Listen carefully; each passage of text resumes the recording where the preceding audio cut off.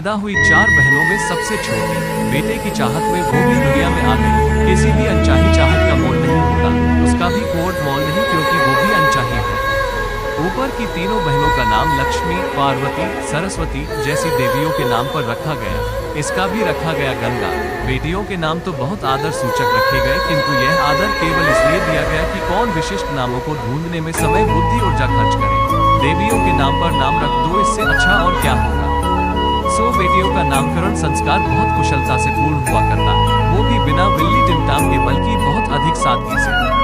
गंगा के माँ बाप की बेटा पाने की चाहत आगे भी पूर्ण न हो सकी, इसलिए उन्होंने अपना भविष्य भाई के बेटे पानी अपने इकलौते भतीजे आनंद में देखना शुरू कर दिया। चारों उपेक्षित अवस्था में बड़ी होने लगी। विवाह योग्य होते ही एक एक करके सबका विवाह करवा के निपटारा किया जाने लगा। केवल विवाह कर दिया जा रहा है, बिना ये देखे जाने बुझे कि लड़कियां जा कहाँ रही हैं, लड़के और लड़की में कोई मिलान है भी या नहीं। इतना सब जानने की कोई इच्छा भी न थी। मुख्य उद्देश्य तो अपने कर्तव्यों का निर्वहन है, न कि अच्छे से निर्वहन किया। बहनें जा चुकी हैं, यो सब कैसे जी रही हैं, किस तरह जी रही हैं, इस प्रकार की कोई खबर नहीं आती, नहीं यहाँ से ही किसी की कोई सुध ली जाती। गंगा का मन मचलता अपने बहनों के विषय में जानने का, कभी कभी था से बोल भी दिया करती।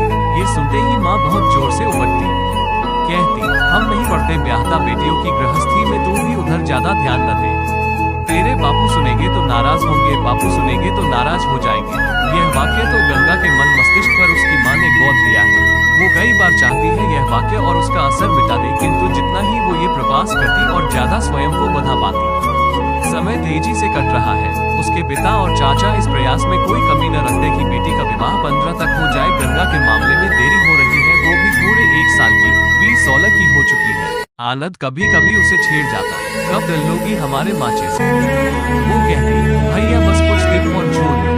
आनंद इतना बुरा भी नहीं है, अपनी इस बहन को कभी कभी अनुराग भी दिखला देता, किंतु जब किसी को रात दिन ये कहा जाए कि तुम बहुत विशेष हो, तो यह व्यक्ति भी अपनी इस स्थिति को बहुत आनंद पूर्वक आत्मसात करके सारे को उच्च कोटि का समझकर जीने लगता है। यही स्थिति आनंद की है।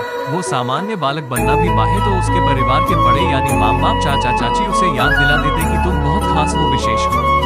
4 लोगों के मोक्ष का दारोमदार जानने पर है, गाहे बहनों को भी इसी भाई का आसरा होगा, इसी स्वयं को खास समझने के अतिरिक्त में कभी कभी आनंद गंगा का बहुत अपमान भी कर दिया करता। गंगा में किसी प्रकार के विरोध करने की हिम्मत का कभी उदय नहीं हुआ। मन में कुछ विचार आते भी तो अंदर ही फुट जाया करते।